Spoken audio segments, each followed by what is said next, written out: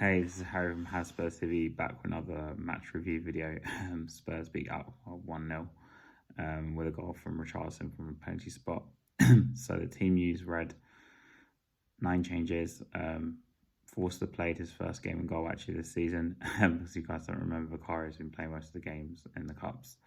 And the back four consisted of Gray at right back this time. Yeah, interesting. Udogie played again at left back, and Davies and Dragusin made the back line. Midfield of Bergwall, Maddison. Yeah, Bergwall, Maddison. And Bentancur, I thought had another good game.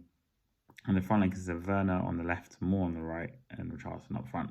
As I said, he did score the penalty. So how did this game go? On the whole, it was very boring. I'm not going to hide away from that. It was quite a very pedestrian performance. It's the best way to describe it. We did have a lot of the ball, but we didn't seem to do much with it, especially in the first half. And I guess I did kind of take a penalty in the second half for Spurs to win the game. Werner was abysmal in the first half, and thankfully Ange took him off and brought on Johnson, who was a bit of an improvement. I guess he was somewhat of an improvement. But Moore was really the shining light in the whole game. He probably made everything happen for Tottenham, and I would probably be playing him on Sunday, assuming Son's injured. I think even if Son's fit, I'll probably play more on the left and even move Son into the middle. But that's a debate for another day. But Moore, for me, has to kind of play on Sunday. But Ange is very rotated these players in the sense that he'll play more on Thursday, which means he probably won't play on the Sunday. So after Moore's performance, will he be rewarded with a start against Palace? Most likely not. Richarlison on his return, he did have a very big lack of supply, to be honest. And even when Johnson came on, I didn't really see Richarlison really have a proper chance. Actually, Solanke came off for Richarlison late in the game after he scored his penalty, of course.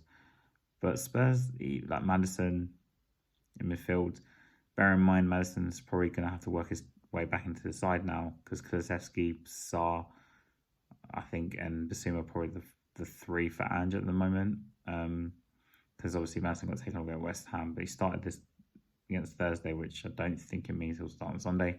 I'm just trying to make it out because of the amount of changes we made. We had 9 changes, and the front line, apart from Mikey Ball, was pretty bad. Forced actually saved Spurs and some big chances. There was a massive save in the first half, and he actually did all right. And Udogie kind of built on his previous iffy performances with quite a decent one. I just thought Bentancur, which a lot of people are not talking about, was pretty good. Like I said, you have to put in context, the opposition we played wasn't that great. But in someone like Moore's case, because we have such limited time to see him, these are the games where he has to shine. And like I said, I think he should be really rewarded on Sunday with a game. Will he? The way Ange works, probably not. I'm very worried that Werner will probably going to play on Sunday. Odebeck came on late on just for 8 minutes. He's bringing on the options on the left hand side. There's quite a lot, but I don't think he was going to start him. I'll be quite surprised if Odebeck starts against Palace.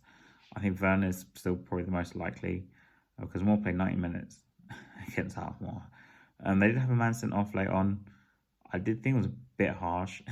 The first booking was definitely a booking, but the second one was a bit. I'm kind of a bit iffy about it. And the penalty was definitely a penalty though.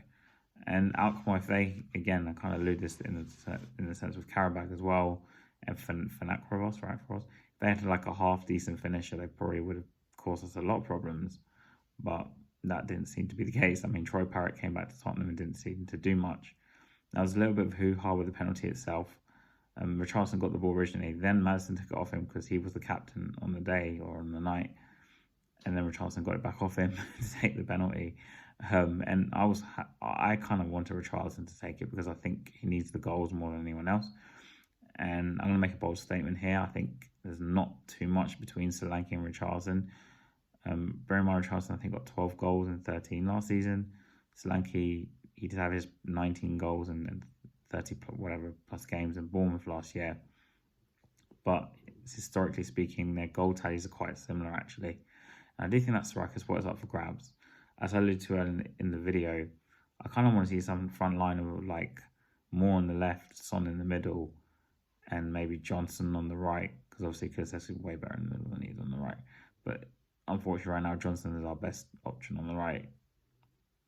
And I just think that, you know, if you watch the Alkmaar game, you would think we were not a top four side, really.